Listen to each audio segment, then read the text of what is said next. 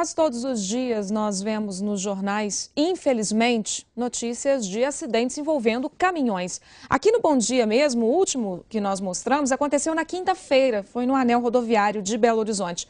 Um caminhão carregado com óleo diesel que seguia para Betim não conseguiu frear, segundo a polícia, e acabou batendo em 16 veículos. 5 pessoas ficaram feridas. A suspeita é que o caminhão estivesse a 120 km por hora. A velocidade máxima permitida no anel é de 80 km por hora.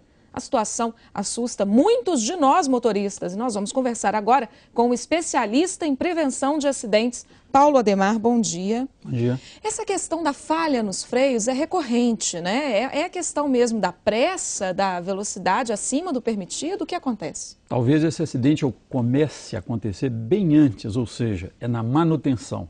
Porque é fácil para o motorista, diante de policiais ou mesmo da imprensa, dizer que ele não teve culpa. Isso é mentira. Isso começou lá atrás, quando venceu a ficha do caminhão e ele não levou para fazer, porque ele tem pressa, ele tem contratos a cumprir, e aí ele negligenciou, porque freio de caminhão não acaba.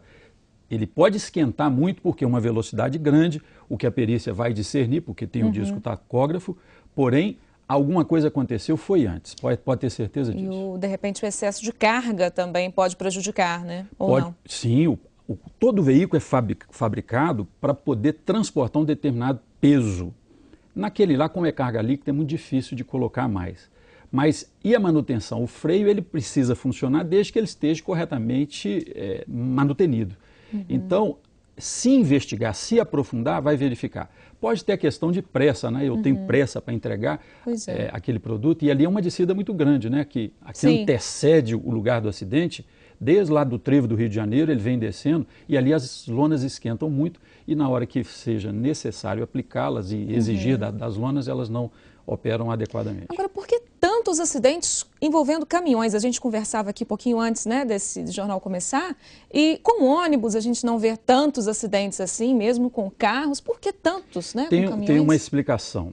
Os ônibus, eles têm horários, não só para sair, horários no intervalo, né? Quem vai daqui para o Rio de Janeiro para em Juiz de Fora. Ele tem fiscais embarcados que cobram dele também o horário. E as empresas de ônibus, graças a Deus, têm uma manutenção muito superior à dos caminhoneiros. E dentre ao segmento de caminhões, nós temos os caminhões, aqueles que são particulares, autônomos, e as empresas. As empresas ainda podem investir verbas para manter e garantir a manutenção, mas os autônomos, via de regra, não. Então precisamos, por exemplo, verificar se esse caso o sujeito, o motorista, é um autônomo e se ele tinha toda a sua caderneta de manutenção em dia. E a questão do sono, né? Os remédios para se manterem acordados? Olha, isso é verdade. Algumas cargas que devem ser transportadas, por exemplo, à noite, os caminhões de frango, tem que ser à noite por causa do calor, senão aquele tipo de produto morre.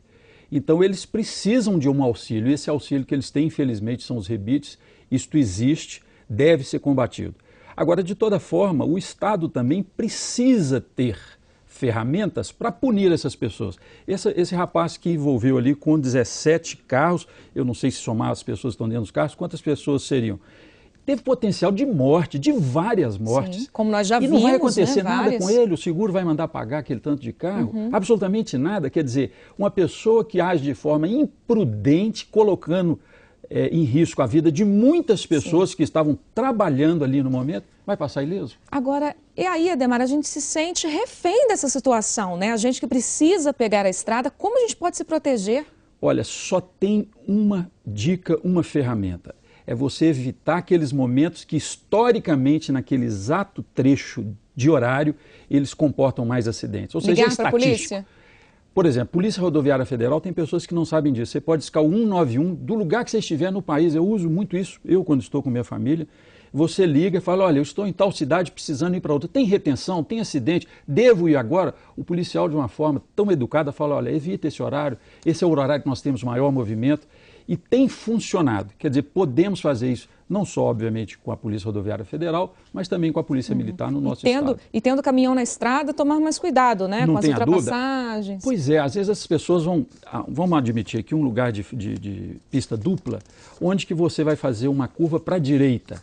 Então, se você está do lado de um caminhão, você está numa área de perigo. Se ele tombar, ele vem em cima de você. Evita essas coisas. Esse tipo de coisa é preciso evitar. Com certeza, e com isso nós vamos garantir mais segurança. Muito obrigada, viu, pela sua participação e um ótimo dia. Obrigado, bom dia.